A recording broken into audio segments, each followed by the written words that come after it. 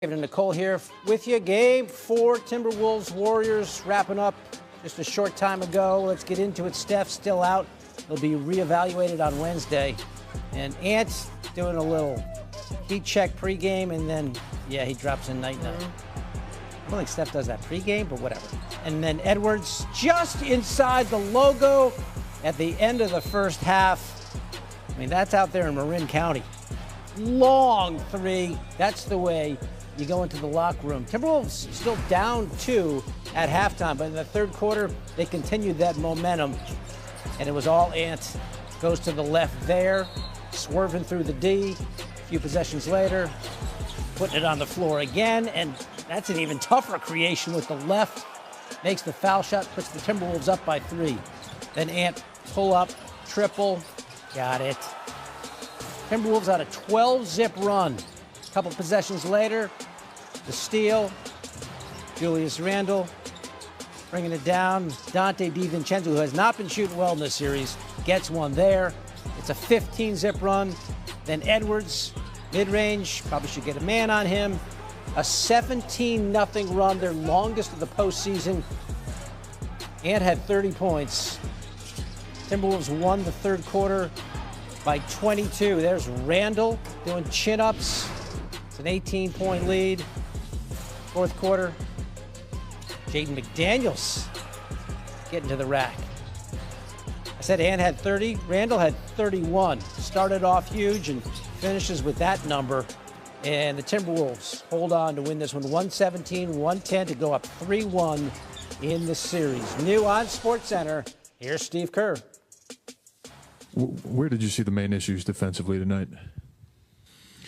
Well, they went 16 for 34 from 3. It felt like there were some in the third quarter where we got disconnected defensively, and they got wide open looks. I also thought they hit some really tough shots as well. They played a great game, and obviously took it to us. And we got to bounce back. We got a flight to Minneapolis tomorrow and a chance to extend the series, and that's the plan. Steve, hypothetical, but if Steph on game day said, I feel I can go, I want to give it a try, would he go then, or there's a possibility he would be overruled? When are we giving the update? Wednesday we'll have an update. Steve, after taking 26 shots in Game 3, Jimmy only has 9 tonight. What were you seeing from him, what the Wolves are doing defensively, and just how he was playing overall? Well, he wasn't as aggressive tonight, but I didn't see a lot of openings either. It's ideally we could put more shooting around him to open up the floor a little bit. But with Steph out, we're not going to be able to do as much of that. But with that said, we'll look at the tape and see where we can find some openings for him. And I know he'll be aggressive for Game 5. Steven, another tough shooting. Hi, that's Steve Kerr, new on SportsCenter. Let's hear from Draymond Green. Game 5. Before I start, I want to apologize to y'all. I didn't talk the other day. I was quite a bit frustrated and very careful of. Didn't want to get myself fined, but more so say something and make it sound like an excuse when you struggle and lose. And I didn't come up here and talk, and I felt like a coward when I got home, so I wanted to apologize to y'all for that. As far as 3, we just got to win a game. Win one game, take it from there. I think that's our mindset. Do all that we can, figure out a way to win one. You win one, everything changes. So that'll be our mindset going into Game 5. Draymond, players like Ant are going to get theirs at some point in the game, but do you think that tonight was more a lack of a defensive effort on you guys or just some star power that they had? They hit shots. They shot the ball extremely well. I thought we defended good in spurts, but they got going and we never was able to put out the fire. So got to give them a lot of credit. Kind of felt like they were due for a great shooting night. Sucks that it had to be tonight, but it was, and we just got to figure it out and coming back in Game 5. I mean, you guys were closing the half really well, and then All right, it all turned in that fateful third quarter for the Warriors, who led at the half and then just got blitzed by the Wolves in the third, outscored 39-17. Timberwolves forced 6 turnovers in the final 8 minutes of the quarter with the game tied. Minnesota went on a 29-9 run, and now they've got the 3-1 series lead, and we've got Brian Windhorst joining us now to talk about this.